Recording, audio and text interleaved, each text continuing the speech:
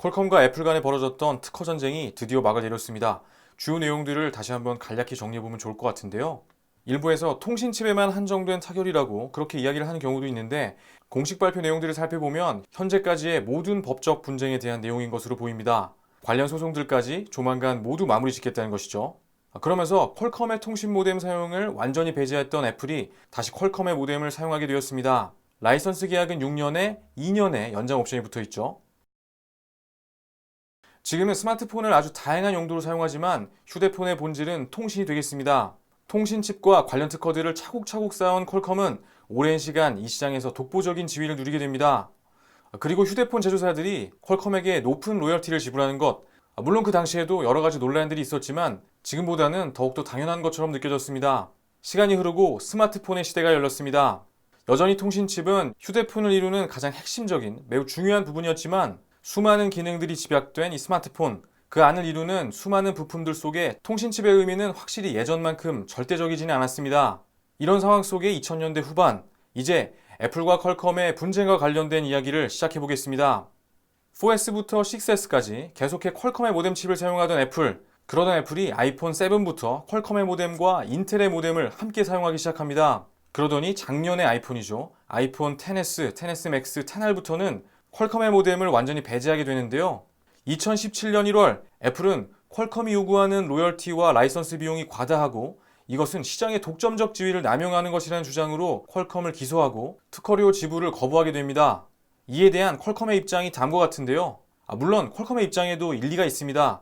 휴대폰의 핵심은 통신 기술이라는 것이죠. 통신, 그리고 휴대폰의 시대를 이끌어온 퀄컴과 스마트폰의 시대를 열어온 애플, 이 두 기업의 관점에 당연히 차이가 있을 수밖에 없습니다. 그 후 2년 동안 지지부진한 법정 공방이 이어져 오게 되는데요. 그리고 2019년 4월이 되어서 그 이야기가 이렇게 마무리된 것이죠. 애플이 퀄컴을 대체하기 위해 선택한 대안, 인텔.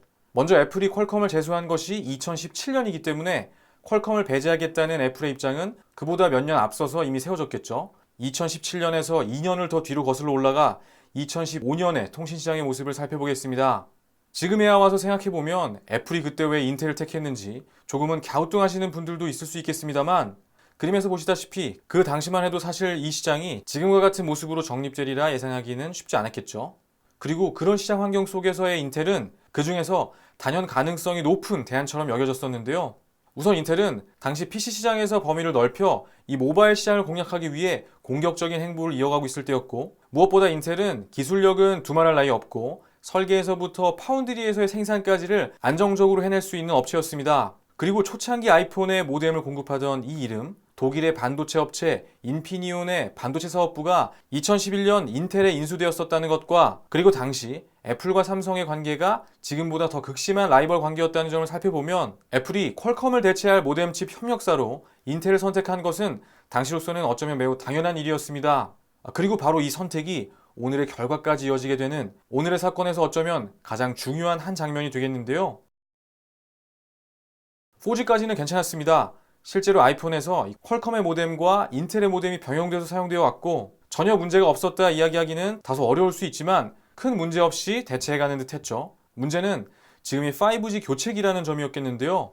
기본적으로 이 스마트폰의 통신칩이 지향해야 할 여러 가지 방향이 있고, 그중 소형화, 저전력화는 통신칩의 경쟁력과 관련된 핵심 중의 핵심이 되겠죠. 그런데 2010년대 중반부터 인텔의 공정은 14나노에 멈춰 있었습니다. 7나노 공정에서 생산되는 경쟁사들의 모뎀들과 이제 잘해봐야 10나노 공정에서 생산될 인텔의 모뎀, 그렇게 2019년 2, 4분기가 되었고 아이폰 11 발표까지 겨우 6개월여가 남아있는 시점, 애플의 고민이 깊어지기 시작했습니다. 그리고 이 이야기가 얼마 전 애플이 삼성에게 차기 아이폰의 5G 모뎀 칩 공급 의사를 물어봤다는 이야기와 연결이 되는데요. 더욱 재미있는 것은 삼성에서 애플에게 공급이 어렵다고 거절을 했다는 점입니다.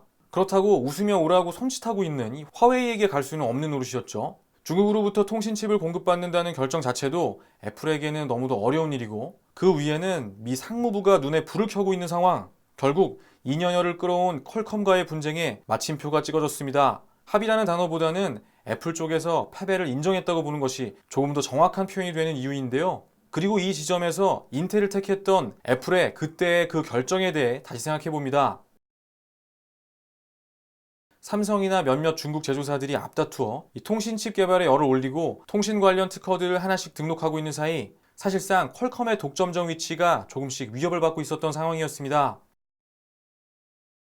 다행히도 애플이 먼저 퀄컴에게 악수를 청했고 퀄컴은 체면을 세울 수 있게 되었죠. 발표 당일 퀄컴의 주가가 폭등한 이유 중 하나가 되겠습니다. 그리고 이제 장기적인 관점에서 애플과 퀄컴 이 두 미국 기업이 이 5G라는 단어와 관련해 함께 미래를 구상해 나갈 수도 있겠죠. 그러면서 출시가 불투명하던 5G 아이폰의 출시도 가능해졌습니다. 물론 아직 그 시기가 언젠지에 대해서는 조금 기다려봐야 하는 부분이지만 일부 언론에서 이야기하는 것처럼 2020년 후반이 되어서야 5G 폰을 만날 수 있을 거라는 해석은 조금 지나친 감이 있습니다. 우선 차기 아이폰의 시험 생산 전에 타결이 됐고 발표까지도 아직 5개월여, 출시까지는 더 많은 시간이 남았기 때문에 올해 그리고 내년 초에 출시 가능성이 아예 없는 것은 아니죠. 아이폰 11 모델이 나오고 시차를 조금 두고 아이폰 11 5G 모델을 추가하는 방식으로 출시될 수도 있기 때문에 아직은 조금 기다려봐야 하는 부분입니다.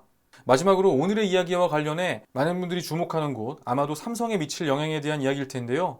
인텔이 애플의 모뎀칩을 공급하려던 기존의 애플의 시나리오보다는 퀄컴이 애플의 모뎀칩을 공급하는 것이 휴대폰에서 반도체 전 영역으로 이 시야를 조금만 확장해보면 삼성에게는 더 긍정적인 방향이라고 보여지죠.